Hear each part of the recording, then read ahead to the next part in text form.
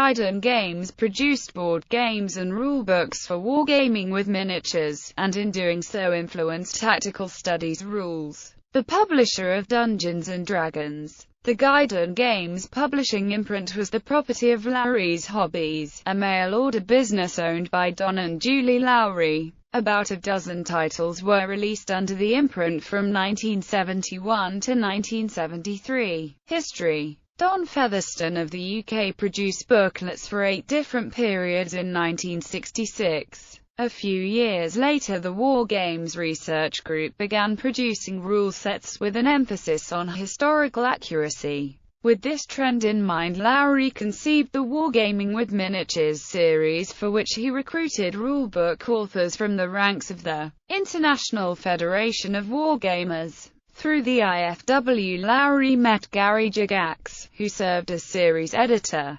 Gygax began working for Guidon in 1970. Gygax and Jeff Perrin's set of medieval miniatures rules from the Castle and Crusade Societies, the Doomsday Book, brought Gygax to the attention of Guidon Games, who hired him to produce the Wargaming with Miniatures series of games. Gygax also co-authored the first title in the series, Chainmail, which became Guidon's bestseller. The series came to include books by Lou Zocchi, Tom Wham, and Dave Arnson. Other notable titles in the series are Tractics, one of the first published games to make use of the 20-sided die, and Don't Give Up the Ship, the first collaboration between Gygax and Arnson, the co-creators of Dungeons and Dragons. Guidon also produced Avalon Hill-style board war games, as well as supplements designed to be used with existing Avalon Hill board games. Avalon Hill later republished Alexander the Great, one of Guidon's standalone games, while TSR republished Fight in the Skies.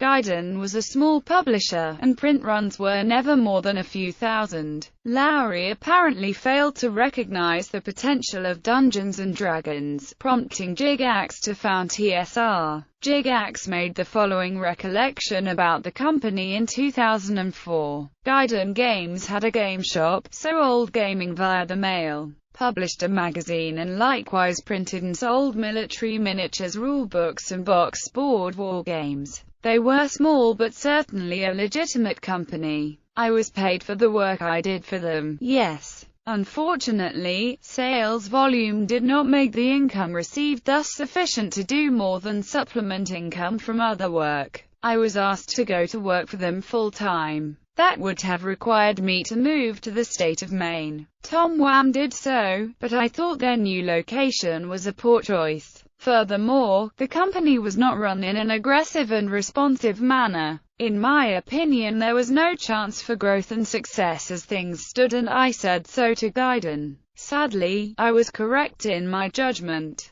Despite its brief existence, Guidon had a large influence on TSR and the nascent RPG industry. In addition to Gygax and Arnson, Lowry worked with Lou Zocchi, Tom Wham, and Mike Carr. TSR initially patterned itself on Guidon, publishing sets of wargaming rules such as Cavaliers and Roundheads in the same pamphlet format used by Guidon. TSR took over some of Guidon's titles in 1975. In 1972, Lowry acquired Panzerfaust magazine. In 1973, the Guidon Games imprint was shut down by its parent company, Lowry Hobbies. Lowry published Panzerfaust magazine instead under the name of Panzerfaust Publications. Products.